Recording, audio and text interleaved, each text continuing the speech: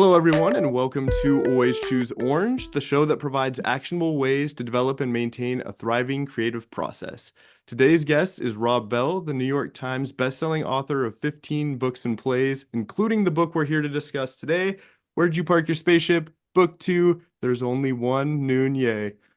And Rob is also in a band called Humans on the Floor, has a podcast called The Robcast, and recently started a Patreon that I encourage you to go check out, patreon.com/Rob Bell. Rob, welcome back to the show. It is great to be back are we in North Dakota We, today? we're in North Dakota, virtual North Dakota. It's great to be with you.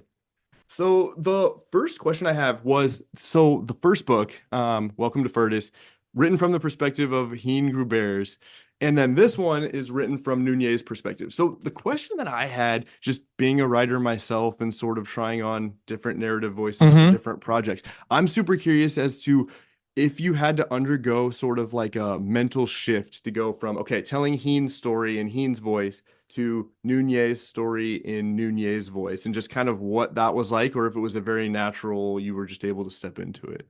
Yeah, great question because right away writing book one, I had this, oh my God, this is like a bunch of books. And right away I was like, oh, obviously book two is Nunez's story, which informed. So when she shows up in book one, nobody gets any background on her. In some senses, like when she shows up in book one, the whole thing is an Easter egg of, when Heen starts to get onto her, like, he's like, hey, wait, you don't ever reveal any personal history. And then he's like, at the end, when he's like, seriously, will you tell me? And she's like, okay. So in some ways, all of book two is sitting right there once you know what's going on. But I truly, Alex, didn't know if I could do it. I was like, can you? I I don't have any training. I don't have any theoretical frameworks for how you go about writing in a different voice. And I was like, will it just sound like Heen, but he's a woman? Honestly didn't know, but I did know that first line I named myself. That literally was a couple of years ago. Like, oh, that's the first line for sure. Um, and it was like this. It's like slowing everything down and sinking into the story and then following it and then trusting that somehow that will be her voice. I don't think it's done consciously. I got to make sure this character doesn't sound like that character. In my experience, it's done by, who is this? What's happening? What is she thinking? How does she it's it's almost like you're a spell and you're caught up in it, just trusting that it will be its own unique thing, as opposed to consciously standing back from it, Mhm. trying to make sure that it's like you're already hosed. If you're just, you know what I mean? If you're overthinking it like that, at least that's been my experience. 100%. When you go back and revise, do you enter into that distance? Is that where you bring the distance in, or is your writing process, there is no distance ever? I'm always Yeah, moving. you're caught up in it. You're just getting it out on the page. Then you go back and read it through. And then once a week, I would go over to my friend's house, Nick and Rachel, and I would read them that week's writing. And then I would also read it to another friend over the phone as I was writing it. Maybe I'd talk to her maybe once every week or two and read her. So read her whatever I'd written.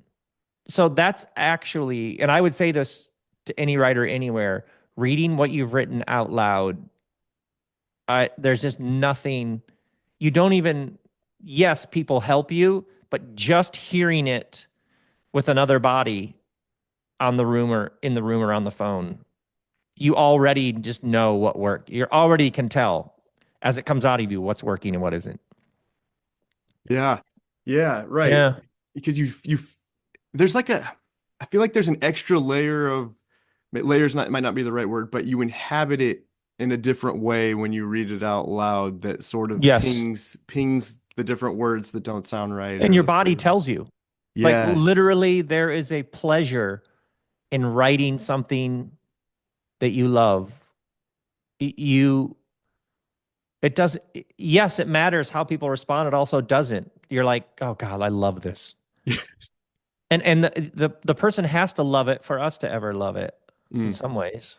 yeah. It's almost like the like, is it any good? Is it any good? I don't know. How is it for you? What's it feel like?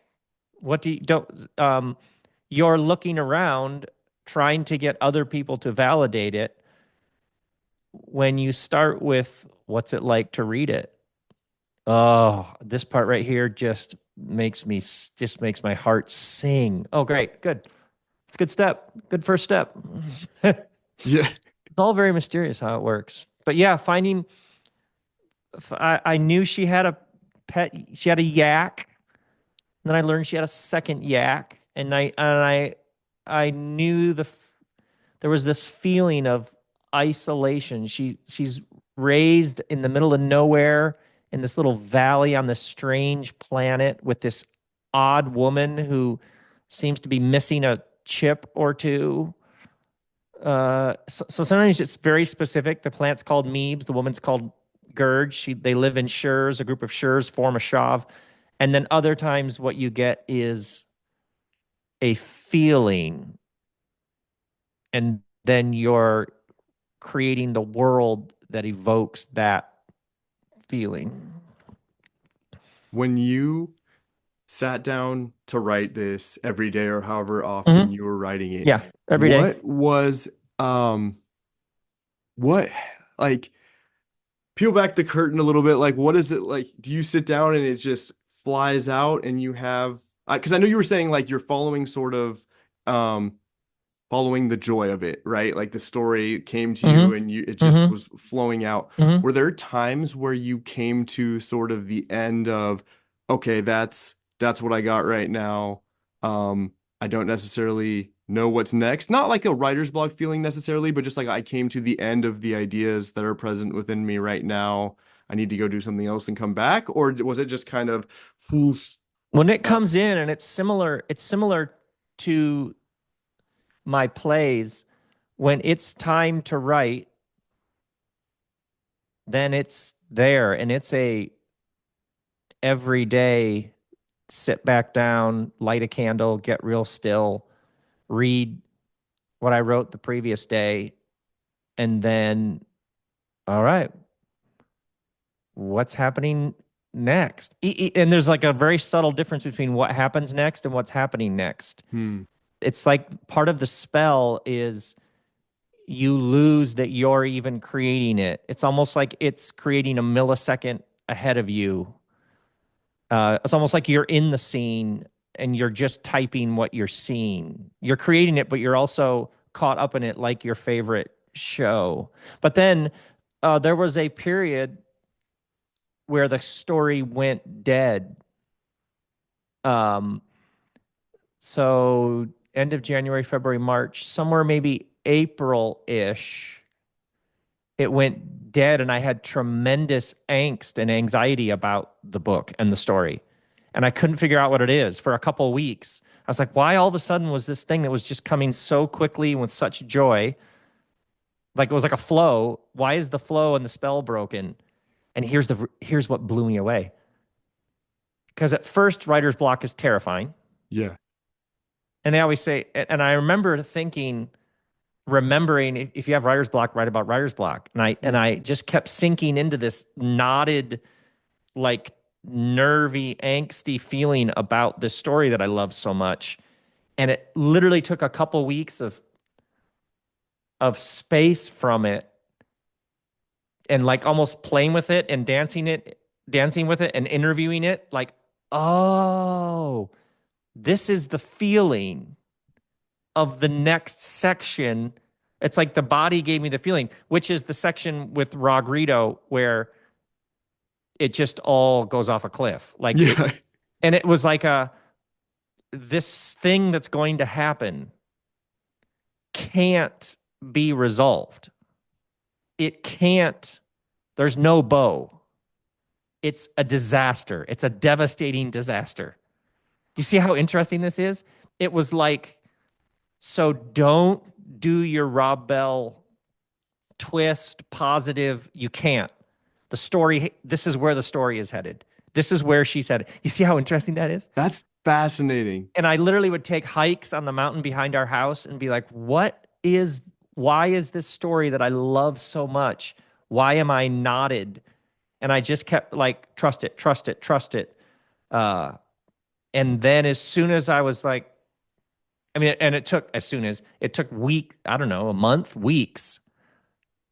And I was like, oh, which goes back to why we write is our Yeah. subconscious is working out whatever our subconscious wants to work out. Even talking to you now, I'm like, oh, no, you can't Rob Bell this thing where it goes in the end. It's okay though. It ends positive. No, just let it be as devastating as it's going to be. And then honestly, I sat back down and the rest of the book just followed the story.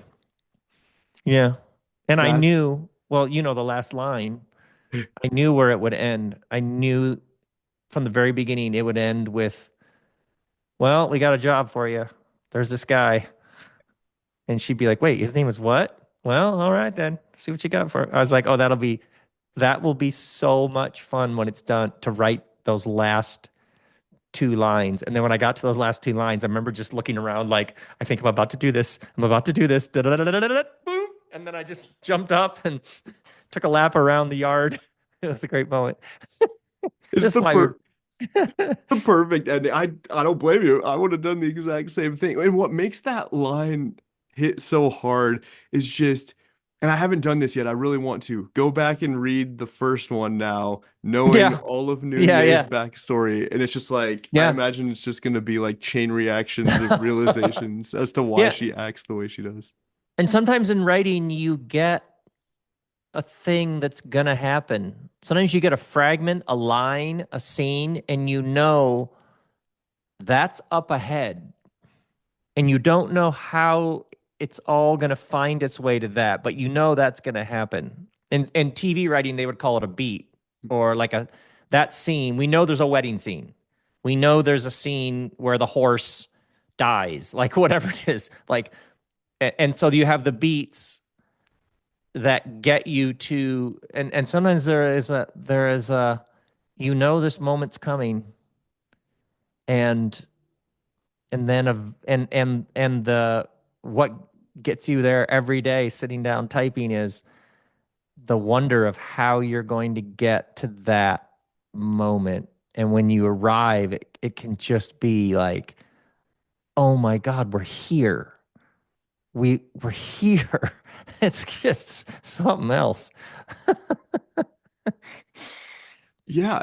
Yeah. And it's like, yeah, I think that's almost even more fun than not knowing what's gonna happen because that mystery of and then you just know when you hit the spot. You're like, this is where that's gonna come in. It's Yeah, and the way that you get there. So you know exactly where it's headed, and also you sit down each day not knowing where you're gonna go that day. Yeah. Yeah, what a bizarre thing to do. That's just so maddening and then unbelievably satisfying. when you have those like beats pop into your head, do you notate them somewhere? Do they just sit in the back as you're going and you Yeah. know it's gonna come? Sometimes in the notes on my phone, they're like here in the notes on my phone. Let me pull up one. Yeah. uh, here is uh, here is a play. Okay. Like here is an entire the beats of an entire almost an entire play in the notes in my phone Cool. that was like, oh yeah, this will happen. This I can see where the play ends. Um, yeah. So right now I have books. Yeah, books three, four. I'll get like a oh, what if that? Oh yeah, for sure that's gonna happen. And then I just will like just write, you know, the tree, blah blah blah. That's it. And then I don't do anything with it. I just let it just accumulate. Do you hone in on one major project at a time, or are you kind of just following whatever you feel sort of prompted to work on? The image I often will give people, especially that helps me, and I've noticed for other people this image of take a look in the backyard, a bunch of seeds got planted. Which plants are farthest along? Is there literally like a banana tree, and if you don't take the bananas off the tree, they're going to fall to the ground and rot? Like, and generally, if you move it to a cultivation imagery, certain things you're like, oh, that's the farthest along. So we'll give that the most attention. Now, actually, I'll finish this play and then I'll start book 3.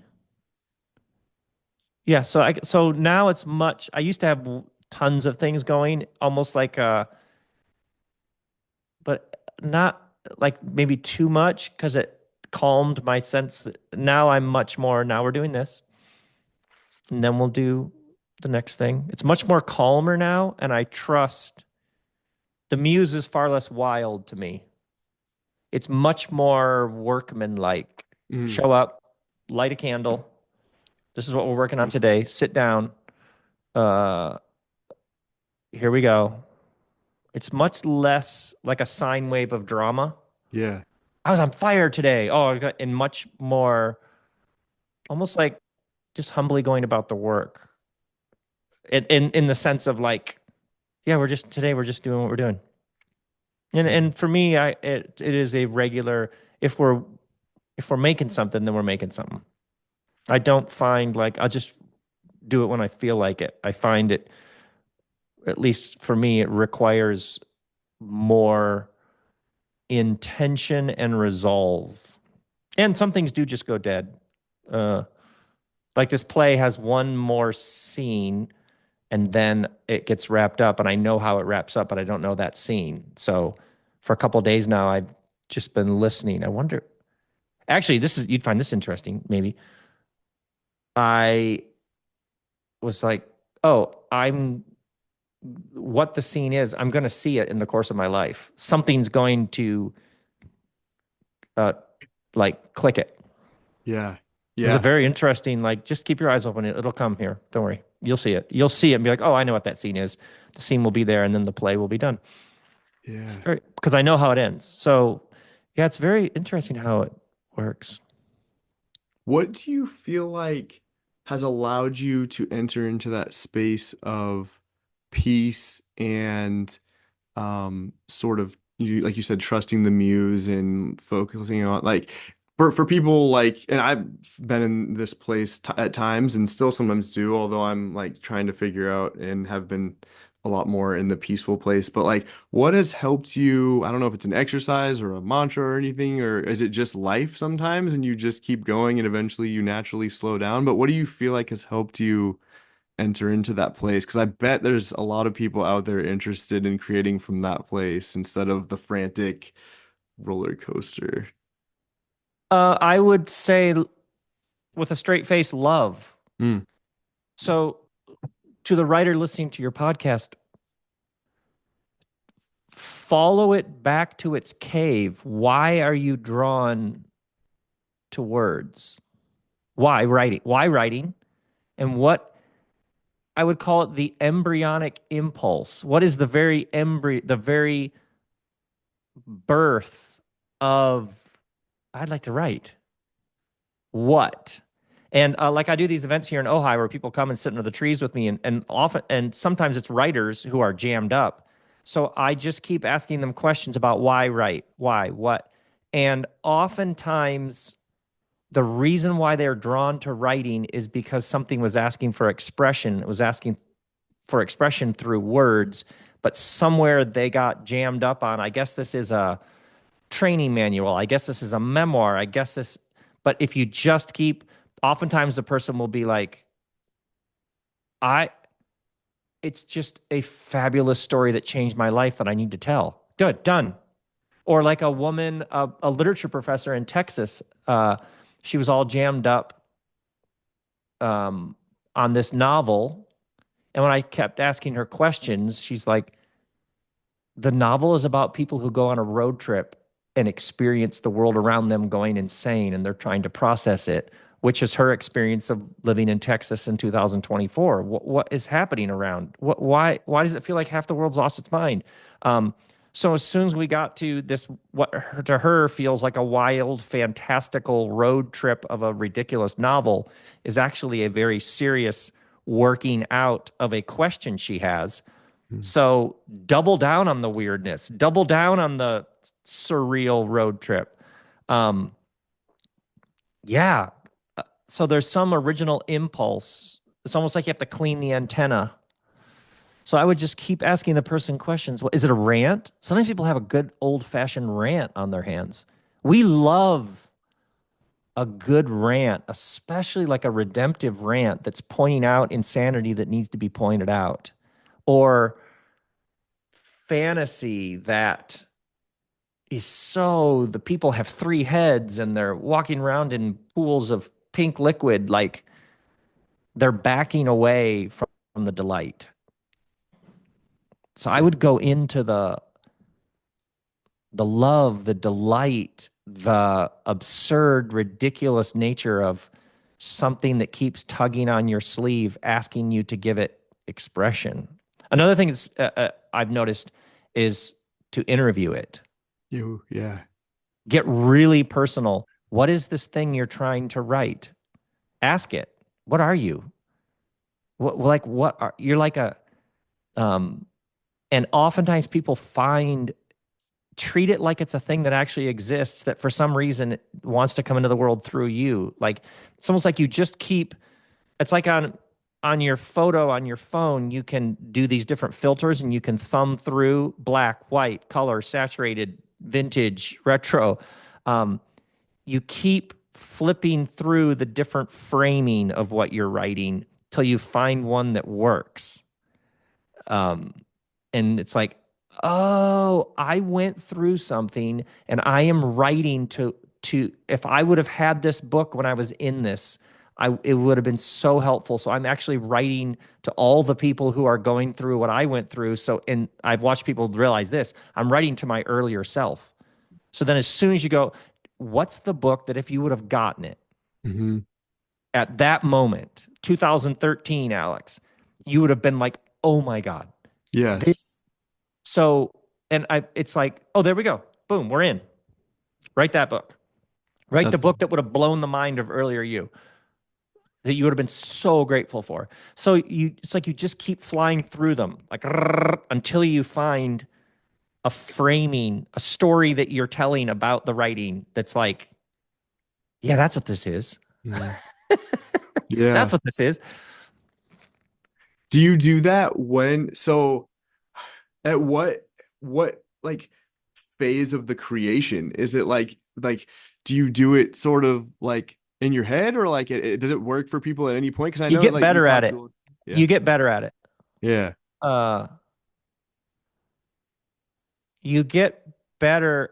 You develop the framing muscles of how this one, and oftentimes what happens is if you've done it, it can work against you because you keep using the same framing when in fact, in my experience, each new project requires that you start all over again, like you've never done it. All those muscles you built up, they'll all be there.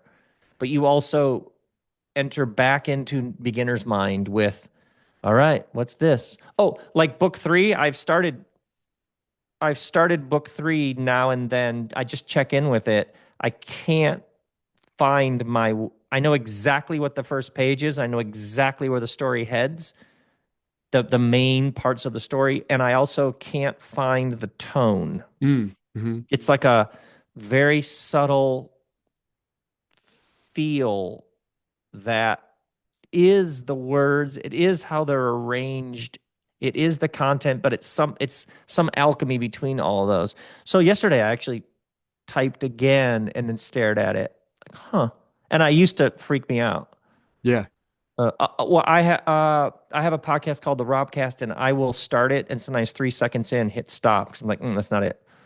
And then I'll say the exact same thing slightly differently, and 10 seconds in, be like, that's not it. Sometimes I'll get 3 minutes in and be like, nope. I might start 10 times, 15 times. I might might take me 9 minutes to get into it, and I don't even know what I'm looking for. Hmm. I don't know if too loud, too quiet, too fast, too slow, too. I don't. It's like a very mysterious. I'll know it when I find it. Yeah.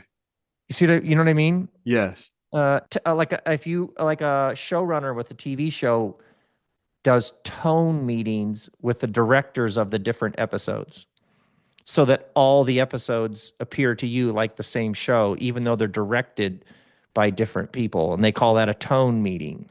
Yeah. So, yes, that's lighting. Yes, that's camera work. Yes, that's direction to the actors.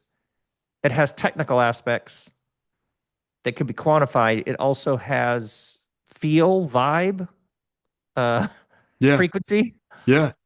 Yeah. And yeah, so part of writing is you come at it, delete, you come at it you come in, I picture like a room, you come in through the different door, drop in through the ceiling, dig a tunnel underneath, and then you just trust that at some point you'll find it. Like, oh, it's supposed to be way shorter sentences that like much more, much less flowery. Look at how I can write, and much more. He walked to the room. He sat down. He was wearing green pants. He lit a cigarette. The rest of us stared at him. He stared back. I took a drink from my bottle. He looked out the window.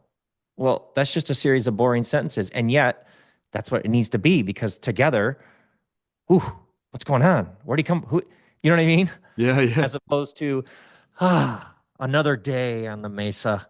Yeah. The door swung open. That phosphorescent odor lingered as he made his entrance. He always made it. You know what I mean? Like, fine, that might be it. I don't know. Right. You know what I mean? Yeah, you know it when you feel it. And I've heard you use this metaphor before, and it's really helped me with my writing is the metaphor of it being a space, like architecture, like the sort of you Yeah. reference like Louis Kahn, I think it was. Oh, Is what that does this that's building want to be? yeah, yeah, exactly. And like that's always helped me a lot, like with writing is kind of, and I think that ties in exactly with what you're just saying is like what does this want to be? What texture is it? What, what Yeah, color is and it? and writing rescues you from the conceptual. You type another page. Yeah, that's not it. Okay. You type it again. Delete, save, put in the junk folder because maybe later I'll like it. Yeah.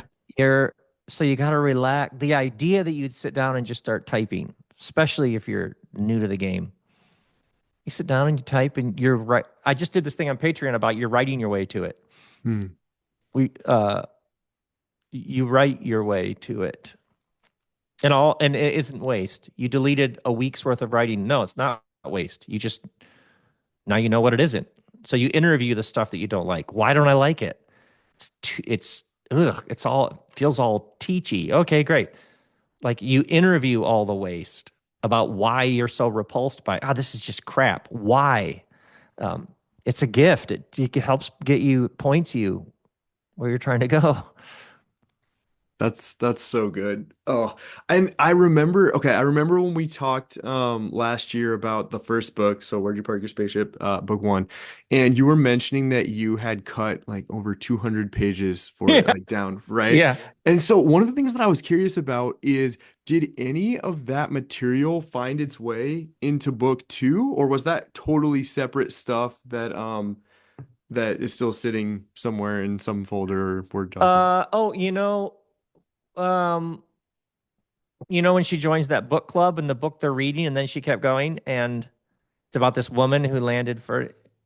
Yeah, that was in that whole bit about that woman and her dog, and which came first, the planet or their dog. That whole Yes. thing, that that was in that 250 pages. So yeah, I do remember thinking, what's the book? Oh, I know what the book is. It's about that thing. So yeah, that's all the strange way in which you cut something, and then later there was something in there that stayed with you, and it ends up reappearing in a different form. That's why you just hold it all. You just hold it all You have no loosely. You have no idea what will come back around. You have no idea. You have no idea where it's gonna re. You're gonna find it exactly the right thing. I Yeah. still laugh. My second book, which I wrote in 2006, had a whole giant section that I was so proud of. Whole chapter that I thought was like one of the main parts of the book. And my editor, her first round of notes was like, "Oh yeah, this whole chapter, you can just lose it. It doesn't work. I don't know what it is. It's just, I don't know what it is. It just doesn't work." And I was like, "What?" And then that's 2006. 2017, that was like the opening. It became like the main opening to a book, that bit. And I just went for it. So that's 11 years something sat in the computer. Isn't that fascinating? And I know exactly what bit you're talking about. That bit is hilarious too, and it was so perfect. That's the Yeah, so you just sort of, yeah, that's it's all designed to just keep you limber and loose and laughing. yes.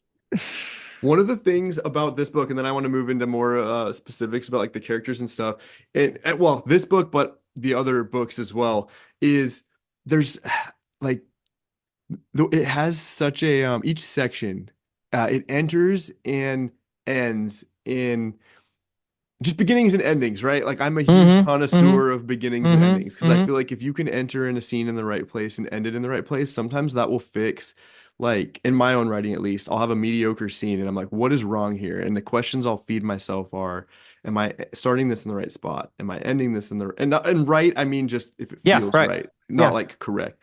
Yeah. Um, I'm curious about do you just intuitively start and end your scenes the way that you do, or is that something that do you sort of dance with them and play with where you're entering and exiting? I just feel like it's done very well, so I was curious. Yeah, it's almost like this is following her around. So, well, then she goes back to the stalls. What happens? Well, right away, Shucks and Woosh run up to her. They are very agitated about something. Okay. What is it? Oh, yeah, it's almost like just a curiosity. Curiosity. And then the scenes, it's almost like the scenes are birthed and then they live and then they are over. I will. What else happens? That's good. That's plenty. Right? Or I'll just be quiet with it. And all of a sudden, like, oh, what if? Oh, like when she's in the tea house and she's overhearing those women. Yes. And it's this young girl who's having an experience of independence and she's like eavesdropping on the adult world and she's trying to figure it out. And then she leaves. And it's like, oh, no, she doesn't. She turns, what would she do? Oh, she would turn around and go back to what would she say? Oh, what would be just like a takedown of the highest. Oh, yeah. She goes over to the lady, stands there, and then says, I've seen your dog. Doesn't look anything like a chihuahua. Chihuahua. Like chow chow. Like that's just, oh, of course. That's the banger. And then you're out. Yes. Mic drop. Yeah. So there's something about, or like when when that body is up on the hill and she doesn't know whether it's dead or not. It's like, well, it's obviously she's gonna be obsessed by this. Yeah, okay, then just have her leave, end the scene, and then go somewhere else. And then obviously she'll come back and she'll go back up the mountain. Uh, some of that's just, oh yeah, no, just get out of there. Just get out of there. Just let that hang. Don't don't Yes. don't answer anything. Just let it. So some of that's, you're thinking about it. You're also feeling. You're also just. It's almost like an instinctual. You're fully in, your intellect is engaged, but also it's very instinctual. You can't overthink it too much. You have to get really quiet so you can just go, yep, nope. Yeah. Yeah, that's a Yeah, that really yeah, often if I'm working with a writer, I'll say I'll notice they'll say, "Well, I think," and I'll say, "Stop, stop, stop, stop." I'll notice how often when a person's jammed up and I'm working with them, they'll do. I think that although I think anytime I notice think in two sentences in a row, I will invite the person to sync Think about it like take a deep breath and sink deeper into your being. Because oftentimes it's just the mind is trying to game it out. So if you, I'll just say, take a deep breath, sink deeper in, because you want the mind as a servant, not a master. So sometimes you have to just simply flip those energies. What happens next? And it's interesting to me how many people just even letting the body like get rid of some of this tension, they'll go, oh, it starts in 1973. I worked with I was working with a writer who was all jammed up on a book, but had knew the book, was just trying to figure out the form, and it did some of this. Like, hold on. How does it start? It starts at a funeral. Hmm. How's it end? At another funeral. What happens after the, okay, so it opens at a funeral. Where does it go next? And like, I've noticed a number of writers find the arc and the structure and the outline of the book that they've had pages and pages and pages and outlines and diagrams. I've watched people find the outline of the book in like 30 seconds just by simply calming the nervous system, letting the mind sink in to the center of your being. So it's integrated. So it's serving something larger than just itself. I've literally watched people go, oh, starts here, then here. I've literally sometimes will say, don't count with your mind, check in with your heart. How many chapters does this book have? And people will be like, 17, 9. I was like, did you count? No, I just know. Literally, like the book has some sort of structure that already exists within it. It's very mysterious how that actually can work. Yeah. Oh, that's so good. That's so good. I love that. Fascinating. So one of my favorite scenes in the book, I kind of mentioned before we hit the record button, page 160. So where the earthquake happens, and I was just Yeah. curious if you were willing to read that section, just page 160 to 161, kind of those, and then I would love to talk Oh about. yeah. They live on this planet that has earthquakes. They call them the shakes. But so far in the book, there hasn't been one, and then one hits, and then it hit the first shake. It was the most shaking shake I'd ever been in. I picked Gribati up while the first one was still going. I swayed as I whispered to her, "Everything is fine, beautiful girl." Brigida did not miss a beat. She asked the kids what that was. They replied in unison, "The shakes." Then she asked them what the technical name for that was. I didn't understand the question, but one of the older ones answered, "Earthquake." "You're right. And do you know what kind of word earthquake is? It's a compound word. That's a word that's formed when you stick two words together. In this case, earth and quake. One of the kids asked, "What's an earth?" Brigida laughed. "Oh, that's a whole thing. We'll do earth unit next. Anybody know any other compound words?" And off they went, naming compound words. Another shakes hit. Brigida asked them what the cause of a quake is. One of them asked, "Tectonics?"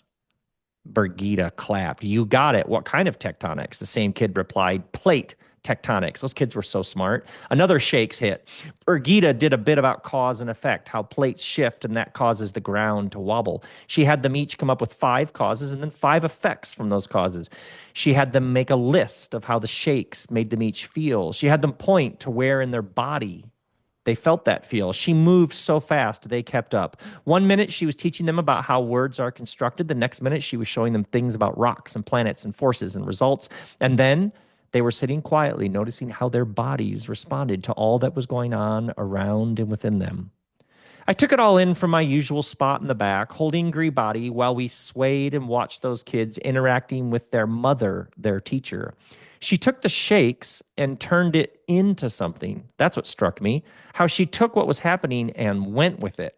No one knew when the shakes were coming. There was no warning, and yet she wasn't thrown off. She treated it like it was the plan for the day. It was as if she assumed that everything was on her side, their side, our side, as if all of it was the lesson. What I love about that scene is well, there's a lot of things, but what I love about that is just the sort of it kind of you just see her refusing to be interrupted. And I think like that's something that and I'm sure many people like, so, I have young kids and stuff. And like one of the things that like I'm cultivating and allowing to come forth is like presence and that love and allowing myself to be interrupted in quotes, right? Because interruption is a Yes. context, which is a crazy thing. And that's what kind of Yeah, I well love said. about this scene is like it shows while interruption's a context, you can enter into it with people. And so I was just curious, like, yeah, like what yeah, I guess if you could speak to how you've seen that in your life, I guess, like the relationship between choosing to accept things that come up that are unexpected and sort of working with that and the power of that. Yeah, I just yeah, wanted to talk more about that. Yeah, yeah. I was talking to a woman who does a podcast for mothers, and she was frustrated because her trying to find a quiet place in the house where there wasn't kid noise to do the podcast. But I was like, I don't know. Sounds like that would be the power of it. You're actually tr- making a podcast about all these mother questions with it all happening around you. It seems like that might make it more compelling. Seems like your listeners might, I don't know, just perhaps go the other direction from how do I isolate to like just do it in the middle of the mess, see what happens. Work with it. Work with it. And Yeah. yeah. So I just now coming back to my space here, I got a rear-ended and dented the back of my car. So right before I was talking to you, I was like doing the insurance app and then talking to the collision place about taking it in. What could be more of a hassle than taking your car in? And then they're like, okay, we'll probably have to have it for a day to figure out what it's going to need. And then the guy who hit you, his insurance traditionally doesn't pay what it costs to fix your car. So then they'll be like, it was like this whole giant hairball. And I could just feel my, like, I just, like that acid taste in your mouth. That this is the last thing I'm interested in. And I was trying to go with it. Like, I was trying to like play with it and not have it just be the biggest pain in the ass ever. You know what I mean? And I was like, okay, between you and I, well, and your listeners, I literally went on to this car site and took pictures of my car because they'll give you an estimate on your car. Just because I was like, I don't know, maybe I sell it with the dent rather than do the whole auto body shop thing. Yeah. What's it worth with the dent? Like, just trying to play with, wouldn't that be funny if I was like, yeah, I don't feel like fixing it. Someone else can fix it. And if there's a deductible and I end up having to pay because the other guy's insurance won't do the difference, like, would it actually, so that just opened up, is it actually smarter to see if what it's worth with the debt? Do you know how, so, like, so as soon as I like stopped, like, I got this great interview I'm looking forward to doing. It's a Friday afternoon. I just went surfing and just like, what a crap attack. Just turning it into playing with it. Just like, that's to me the whole thing. Now Yeah. I'm laughing. Now I started laughing because then I was talking to my wife, Kristen, and I was like, "Yeah, I'm just filling out the app and just going through the other drivers and blah blah blah." I also have, and then I was like, "Do I tell her?" I was like, "I actually also just filled out a thing where I can get an online estimate." It's just, and I was like, "Yeah, wouldn't it be funny if I just was like, yeah, that's it. I'm done with you." Like, I don't know. You just have to turn these things into something else. I so You know that what I actually mean? happened to me one time. So my wife and I lived in Chicago 2014. And so I was like we were 23, I think, or something like that. And we went on this road trip from in a 1990 Subaru station wagon from Chicago to Atlanta over the weekend. We just had a spur of the moment. Let's do that. I have to be back at work on Monday. Let's do it. It's like a 10-hour drive or something. We drive down there, spend the night. We're driving back on Sunday, cars leaking something in the parking lot of a Starbucks Mm, in mm. Knoxville. And I know nothing about cars whatsoever. Definitely at the time. I know a little bit more now, but not a ton. So I put a piece of paper under where it's dripping, and I'm like, "Oh, this is yellow. Google, what is the like yellow greenish fluid in a car?" And it was like coolant or something. And So we took the car into a shop and it was Knoxville on a Sunday, so a lot of things were closed. And we eventually found a place. They looked at it, there was like $800 worth of damage and the car was worth like we like looked up what the car was worth and it was like worth like Yeah. 900. So Yeah. we spent the night in a Target parking lot and then the next day we sold it and then rode the Greyhound bus home to Oh, I Chicago love from it. Knoxville. Right, because you're like, okay, I can fight this, or I can like go with it and see if maybe it's something else. That's so Yeah. fascinating. So no man, yeah. Like I don't blame you. That's a smart move. Just roll with it and just explore the options. Oh, so Yeah. Yeah, yeah. So I used to be fierce. Everything was an interruption from mm, the air quotes, the work. yeah. I used to the need to produce, Mm, the need for output, the need for efficiency, the like the drumbeat of every time equals production equals that primal we're going to be okay because I kept the hustle, work ethic, discipline, whatever language wants to use. Uh, and I'm much more now. I just have very different ideas about efficiency yeah. and production and working with and not against energies, which can sound quite nebulous, but everybody's had the experience of those 3 hours were worth 3 weeks. And so the modern impulse to whatever you do, just keep pushing, Yeah. as opposed to much more intuitive rhythms that are moving with larger energies. You even think about creation itself. It's like fall, winter, spring, like sunrise, sunset. Like this is what we're doing now. This is what we're doing now. This is what we're going to be doing in a little bit. Yeah. It's so good to just Mm-hmm. relax into the Mm-hmm. rhythm. Like Mm-hmm. you're right, it is unfortunately counterintuitive with Yeah. how Like people if think. every writer you would stop, and wait, try as an exercise, stop and wait, and try as an exercise, trusting that when it's time to write, you'll know and notice something that simple. Notice what happens.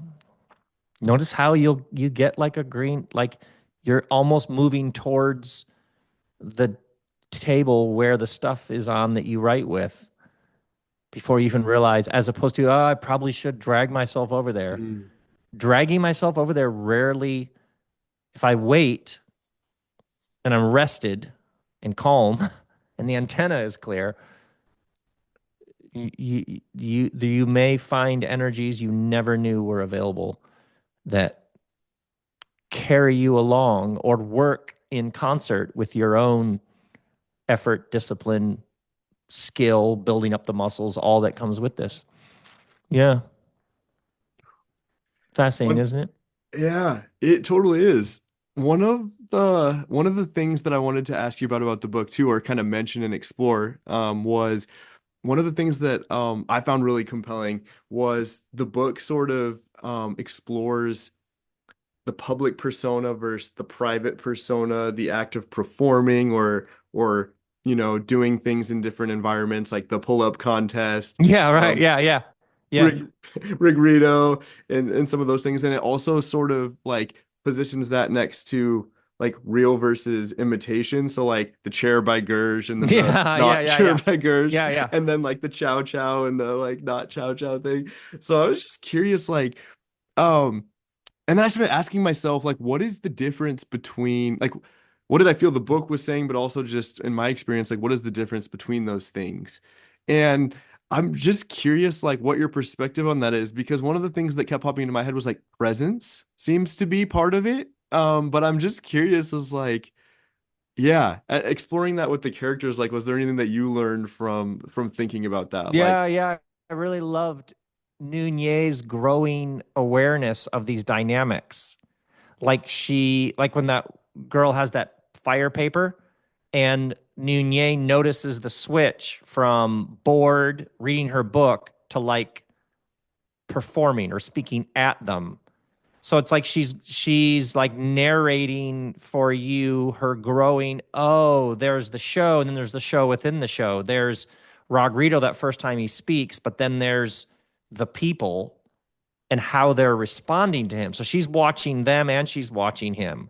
And a lot of them, and then he later says, I could tell because you were actually watching everybody as well as the theatrical proxemics of it. And he like has a name for it because he's from some other planet where they have names for these things. And yeah, I really did. And her noticing, oh, like the pull up thing, she like notices herself doing it. Like she inhabits like a persona and then like when she meets Shucks and Woosh's dad, and she's like, I have 1,000 pounds, I have 2,000 pounds of yak under my care and provision, supervision. She's noticing there's like a thing she can do, like a persona, like a rapper. Like yes, she can be Nunez, capital N, capital Y, and she's like flexing it and finding out what it is and how it works and how, which is fat. And I also noticed it took me a while to see how many of the scenes were actually the scene where she does the bread speech in book one, yeah, which I love so much. In some ways, was like, how does somebody become someone who can do that? It's almost like book two is like these moments when you can see that, like making, you know what I mean, sticking yeah. its head up. Um, she's yeah, there's only one Nunez. She's been doing these standing up and doing these things, and somehow she's able to like muster stuff up that's like pretty awesome.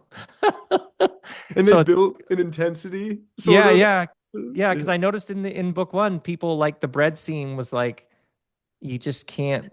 She's pulling off something so awesome, and then you get like whatever almost 400 pages of here's how she became the person who could do that thing that she did in the ravine at the school. Isn't that fascinating? I love that. And I also love that, like, not only is she doing that, but it kind of shows how other people use that, like in all the different ways you can Yeah, sort yeah, of yeah, use yeah. that. Like you Or have when she chat. starts mocking Rogrito for his speech to all the employees, where she's like, ugh. And he's even like, yeah, when I talk to the employees, I have like this authority voice. But she's like just totally onto him, like, oh God, that is just whatever. That part, and then the very beginning when they're talking about Chowdy Monson showing up and trying to tell him they got Right. to get in early on the yak deal. That's so good. I love that he That's snuck funny. back. He snuck back in because that was one Did of my he? favorite small Good, parts. good, good. Yeah, he did. Good. Oh, so another this is kind of like a silly question that's a little bit off topic, but I thought it would be fun to talk about. You were talking about on the Robcast the other day the greatness of Paul Smith socks. And so I have to ask, what makes Paul Smith socks? What like sell me on them, Rob. I want to know. I'm interested in possibly getting some, and I'm like, what do I need A to look for? friend, What's the intro? like 2000, maybe four-ish, my friend, his dog had an operation. He's an inventor. He Yeah. worked at IDEO, the company that invented the mouse, like this Wow. brilliant designer, George Simmons. And he's and his dog, he's like, yeah, my dog had a surgery, and so they put this like helmet on it, that cone, the cone of shame. And he's like, my dog just would not do the cone of shame. So he's like, I decided I was going to sew my dog some booties. So I got some fabric and I made my dog little socks, but it wouldn't wear them. So he's like, so I cut up some Paul Smith socks, and it's the only socks that my dog would wear. And I remember George Simmons, who is legendary already to me. I just love him so much, but being like, yeah, my dog will only wear Paul Smith socks, which began like a long time, multi-decade obsession with Paul Smith, who's this British clothing designer. And then, so I got a pair of Paul Smith socks, which are very expensive unless you can find them somewhere online. Just go on the internet somewhere, you can find them. Someone somewhere will be selling them on sale. And I got a pair and I was like, oh my God, his dog is right. I think I've probably 20 years now of exclusively Paul Smith no show socks.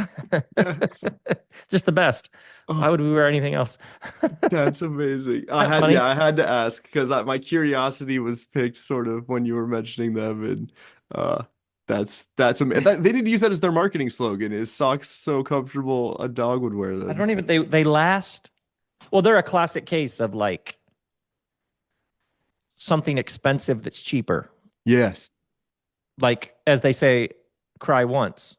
Like, oh my God, these socks are so expensive. Yeah, great. Talk to me in 7 years when you're still wearing them and those cheap socks you got wherever.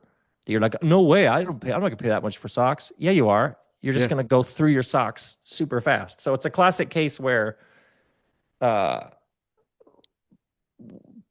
cost is actually something far more loose than people realize. They're like, well, why would I ever buy jeans that cost that much?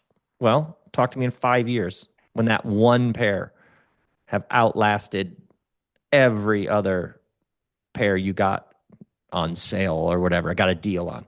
Yeah, isn't that That's interesting? That's such a good, like a good Yep. lesson, like reminder, Yeah. because you're spot on. And that's kind of what made me think about like and latch on to the socks was I think I just blew through a whole pack of Walmart socks, 12 of them in like a couple months. And it's just like, yeah, this is insane. Like I should just buy nice socks. You get a pair of Paul Smith socks and you'll be like, it's like a secret weapon. No one knows I'm rocking Paul Smith socks. It'll be like, I'm Alex. Hi, it's nice to meet you, Alex. And you're just secretly being like, they have no idea that I'm wearing Paul Smith socks and killing it right now. Oh, that is awesome. Oh, so yeah, like with actually that kind of reminds me of another question that I had been thinking about was with the chair by Gurge and just like the plywood chairs, and which kind of reminded me, and actually that kind of reminded me of like uh Charles and Ray Eames. I don't know if I'm saying that right. Eames. That's funny. You're the Oh, first person. yeah. You're the first person. Yeah, Th yeah. The plywood those chair. those Yeah, yeah, plywood chairs are yeah, yeah. legendary. I've never sat in one, but I want to. They're And not yeah, comfortable. I had some. They're not comfortable. oh, they're not. No, they're They're just beautiful. yes. They're beautiful, but not comfortable. Yeah. They're comfortable for 2 minutes. Good to know. Okay, That's so funny. they're a wonderful piece of aesthetics, but yeah, thank you for coming on, Rob. Really appreciate it. For everybody listening, go check out robbell.com. Go pick up the book. Check out Rob's Patreon. And if you're interested in Always Choose Orange, alwayschooseorange.com. We have a creativity newsletter that comes out every Friday with tips and stuff. But Rob, thank you so much. What's always choose orange? Can you tell me that? I can. It's a little bit of a story. I know you have to pop out. 2 to Let's 3 do it. minutes. Let's do another one in a little while. Let's do it, and I'll tell you the story. Let's do it next time. Next time we talk, we'll keep Yes. going because I love your questions and I wish I had more than this hour, but I love talking to you about writing.